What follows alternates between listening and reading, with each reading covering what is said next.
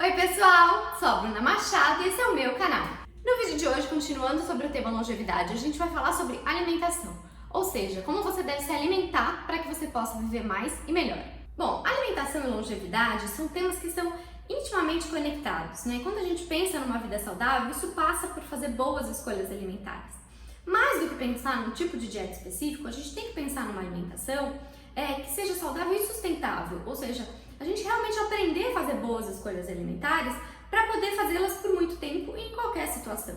Dietas muito restritivas, dietas muito específicas, o próprio conceito que ligado à dieta, a dieta nada mais é do que um hábito alimentar, mas muitas vezes as pessoas associam a dieta àquele antigo regime, aquela coisa que você faz por um período e depois você abandona. E não é isso que a gente tem que pensar quando a gente fala de uma alimentação saudável.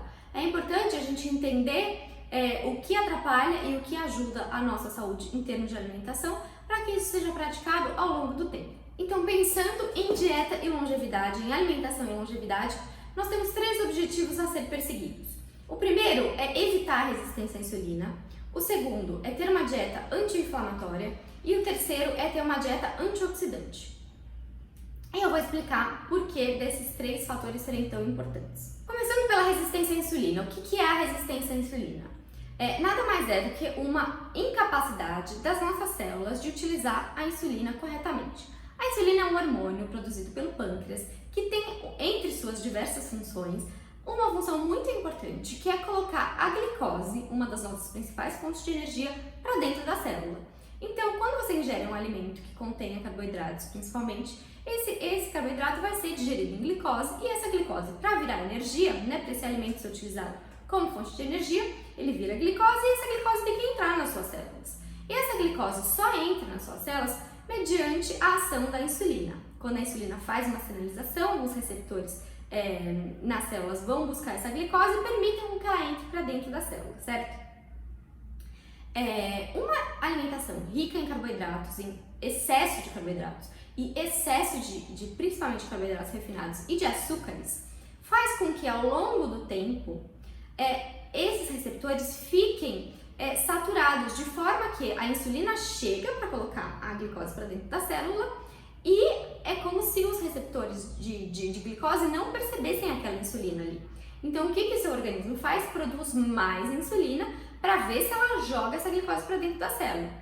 E no final das contas, essa glicose não consegue entrar e você fica com uma glicemia elevada. Isso é a resistência à insulina. Ou seja, você está produzindo insulina, mas essa insulina não está sendo efetiva para colocar a glicose para dentro das células. E aí, seu organismo, com aquele excesso de glicose circulante, a glicose em excesso na corrente sanguínea, ela é tóxica.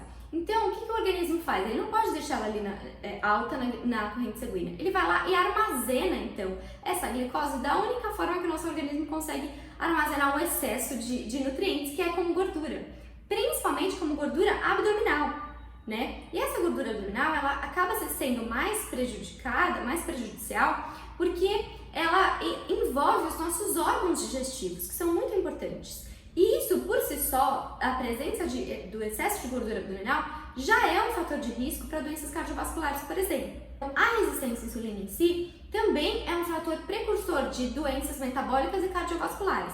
Infarto, doenças cardiovasculares em geral, além de outras doenças metabólicas como a diabetes, como a própria obesidade, como doenças renais, como doenças hepáticas, né, tipo estatose hepática. Então tudo isso tem como precursor, como antecedente uma resistência à insulina.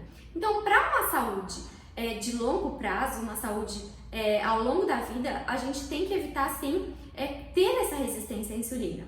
Então, uma alimentação que evita a resistência à insulina é uma alimentação baseada em comida de verdade. Uma alimentação que não é rica em pães e massas refinados, ou seja, em toda refeição você está consumindo um pão, ou uma massa, ou uma bolacha. Isso não é sustentável, isso sim vai te levar a um quadro de resistência à insulina. Agora, se você come uma alimentação variada, com comida de verdade, arroz, feijão, batata, mandioca, mandioquinha, frutas, carboidratos que vêm acompanhados de fibras e nutrientes, como esses alimentos, principalmente se você for metabolicamente saudável, é um tipo de alimentação que vai te ajudar a prevenir uma resistência à insulina. tá? Açúcar é algo que realmente a gente deve consumir com moderação, não há necessidade de se exceder no açúcar. Também não há necessidade de cortar completamente, né? Se você é metabolicamente saudável, um açúcar aqui e ali não tem problema nenhum. Sobre resistência à insulina, priorizar a comida de verdade, né? As fontes de carboidrato as mais naturais possíveis. E outro fator que é muito importante, pensando em longevidade e dieta, é um consumo adequado de proteína. Inclusive, existem estudos feitos com populações acima de 65 anos que um consumo maior de proteína, de proteína animal é um fator de proteção contra mortalidade por todas as causas. Então, é muito importante que ao envelhecer a gente mantenha um consumo de proteína adequado. Uma dieta baixa em proteína, ela diminui o seu metabolismo, ou seja, faz com que você gaste menos energia em repouso, isso não é interessante. Ela também promove uma maior resistência à insulina e acúmulo de gordura corporal, ou seja, tudo que a gente não quer que aconteça na nossa saúde. Uma dieta baixa em proteína também prejudica o seu sistema imune e ao envelhecer, uma dieta baixa em proteína favorece o risco de sarcopenia, que é a perda de massa muscular, e osteoporose, que são os dois grandes problemas do envelhecimento, né? Problemas bem sérios do envelhecimento. Sarcopenia e osteoporose são as duas condições associadas ao envelhecimento que mais prejudicam a autonomia de vida ao envelhecer, porque você perde força muscular e você perde força nos ossos, né? Tornando você mais suscetível a fraturas, o que, à medida que você envelhece, é ainda pior porque você tem mais dificuldade de se recuperar de uma cirurgia, de uma situação aí que você tenha que enfrentar com os ossos mais frágeis. Então é importante o consumo de proteína e em relação à proteína, a gente sabe que a proteína que tem maior biodisponibilidade, ou seja, aquela proteína completa que o seu corpo consegue utilizar de forma efetiva, que ela contém todos os aminoácidos essenciais e não essenciais que a gente precisa, é a proteína animal.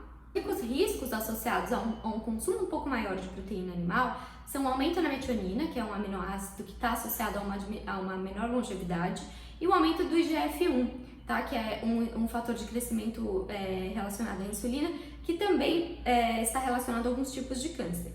No entanto, você contrabalanceia isso com o consumo adequado de glicina, ou seja, o que é a glicina? É aquilo que a gente encontra no colágeno, é aquilo que a gente encontra nos ossos e articulações dos animais. Porque a natureza não faz nada à toa. Todo animal que você consome, você deveria consumi-lo por inteiro. Então, aquele caldo de galinha que você faz com o pé de galinha, aquele mocotó, aquele caldo feito com ossos, ele é riquíssimo em glicina, riquíssimo em colágeno, e essa glicina, ela neutraliza o efeito da metionina, esse efeito potencialmente prejudicial. Então lembre-se de também, além de consumir a proteína animal, que é muito saudável e muito biodisponível, consumir também fontes de colágeno, fontes de glicina, tá bom? Espero que vocês tenham gostado. Se você gostou, curte esse vídeo, deixa um like pra mim e se inscreva no canal.